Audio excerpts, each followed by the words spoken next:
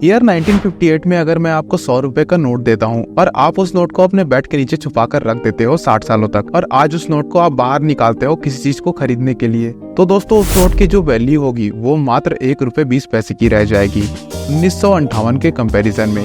अगर समझ नहीं आ रहा तो दूसरे एग्जाम्पल से समझाता हूँ। आज के दिन अगर आप कुछ सामान खरीदते हैं जिसकी प्राइस 100 रुपए है, उसकी वैल्यू 1998 में मात्र 1 रुपए 20 पैसे की रह जाएगी। यानी कि सीधे सीधे शब्दों में आज के 100 रुपए की वैल्यू 1998 के 1 रुपए 20 पैसे की रह जाएगी। और यह है दोस्तों इन्फ्लेशन का कमाल। इन्फ्लेशन यानी महंगाई, जिससे साल दर साल सारी चीजों की महंगाई बढ़ते जा रही है। हम सब लोगों के लिए इन्फ्लेशन क्यों होता है, क्या रीजन है इसके पीछे का, क्या ये सही है या बुरी चीज है, और दोस्तों क्या रिलेशन है इन्फ्लेशन का अनएम्प्लॉयमेंट से और बाकी अलग अलग इकोनॉमिक फैक्टर से। दोस्तों इन सारी चीजों की हम बात करेंगे अपनी इस वीडियो में। सबसे पहले सबसे इम्पोर्टेंट सवाल यह है कि इन्फ्लेशन होता क्या है और इन्फ्लेशन कौन कर रहा है। इन्फ्लेशन होने के पीछे कई सारे रीजन है दोस्तों, और सबसे पहला रीजन है इकोनॉमिक बूम।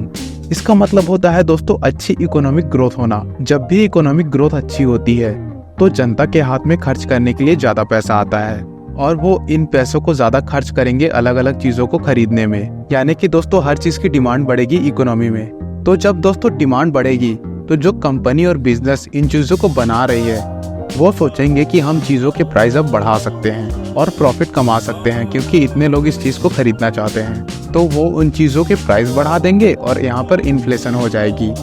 यहाँ पर इसको एक एग्जाम्पल के थ्रू समझाऊं तो इमेजिन करिए एरोप्लेन है और एरोप्लेन में 100 सीटें हैं और 100 पैसेंजर को एरोप्लेन में जाना है, लेकिन उसमें से 10 फर्स्ट क्लास सीट है और बाकी 90 इकोनॉमी क्लास सीट है। अब जो पैसेंजर है दोस्तों, अगर आप उन सबको ज्यादा पैसे दे दोगे तो सबके पास इतने पैसे हो जाएंगे कि सब फर्स्ट क्लास टिकट अफोर्ड कर सकते हैं। तो दोस्तों सब फर्स्ट क्लास सीट पर जाना चाहेंगे, लेकिन दोस्तों सीट तो वहाँ पर 10 ही है, सारे के सारे तो फर्स्ट क्लास सीट में जा नहीं सकते। तो दोस्तों इसके रिस्पॉन्स में जो होगा कि जो एयरलाइन है वो अपने फर्स्ट क्लास सीट के प्राइसेस को और ऊपर बढ़ा देंगी, ताकि जिन लोगों के पास और ज्यादा पैसे हैं वही सिर्फ फर्स्ट क्लास का इस्तेमाल कर पाए। तो बेसिकली एरोप्लेन्स की सीट के प्राइस में इन्फ्लेशन हो गई। इस टाइप के इन्फ्लेशन को कहते हैं दोस्तों डिमांड पुल इन्फ्लेशन। जब डिमांड बढ़ती है तो उसकी वजह से इन्फ्लेशन बढ़ती है। दूसरा रीजन है रॉ मटेरियल्स का प्राइस बढ़ना अलग अलग रीजन्स में, अलग अलग स्टेट्स में। जैसे कि दोस्तों गेहूं और चावल खराब हो गए मानसून की वजह से, तेल का प्राइस बढ़ गया, या सरकार ने कोई नया टैक्स इम्पोज कर दिया किसी रॉ मटेरियल पर जिससे उसका प्राइस बढ़ गया। जो कंपनी प्रोडक्ट को बनाती है उन रॉ मटेरियल्स का इस्तेमाल करके उनको ये बनाना महंगा पड़ेगा, और दोस्तों प्रॉफिट में रहने के लिए उन कंपनीज को अपना प्राइस भी बढ़ाना पड़ेगा, जिससे कि इन्फ्लेशन होगी। और इस इन्फ्लेशन को कहते हैं दोस्तों कॉस्ट पुश इन्फ्लेशन।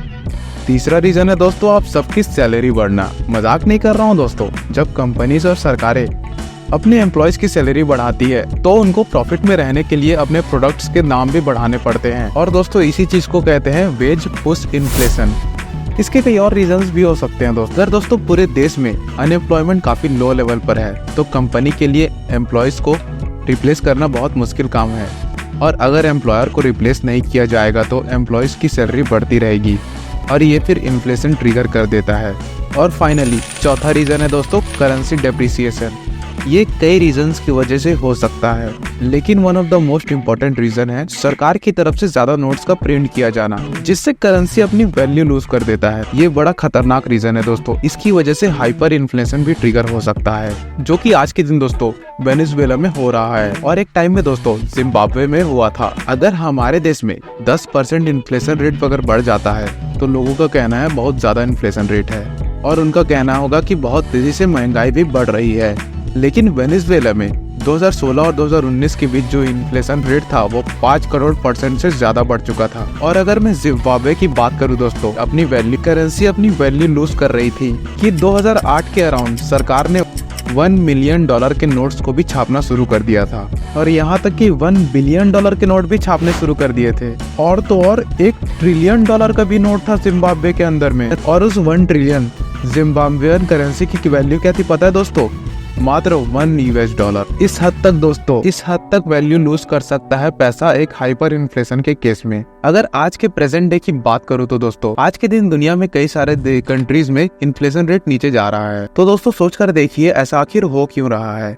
क्योंकि जो लॉकडाउन लगाए गए हैं दुनिया भर में, उसकी वजह से डिमांड्स नीचे आ गई हैं। लोग सामानों को कम खरीद रहे हैं, लोग ट्रैवल पे कम जा रहे हैं, लोगों के बिजनेस भी बंद हो चुके हैं, जिसके कारण से उनके पास पैसा ही नहीं है खर्च करने के लिए। इसलिए दोस्तों सीधे सीधे शब्दों में अगर बोला जाए तो ओवरऑल डिमांड कम हो चुकी है पहले के मुकाबले। पहला रीजन मैंने बताया था डिमांड पुल का, उसका बिल्कुल अपोजिट होने लग रहा है। डिमांड कम हो गई है तो इन्फ्लेशन भी नीचे जाने लग गया है। इसके रिस्पॉन्स में दोस्तों कुछ कंट्रीज ने फैसला लिया है कि वो लोगों को कैश ट्रांसफर करेंगे फ्री में, मतलब फ्री में पैसे बांटेंगे।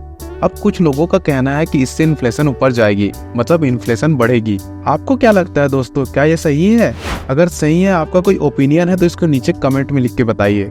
एक और इंटरेस्टिंग सवाल मैं आपके सामने रखना चाहूंगा दोस्तों, क्या इन्फ्लेशन जरूरी है? क्या होगा दोस्तों अगर 0% इन्फ्लेशन होगी?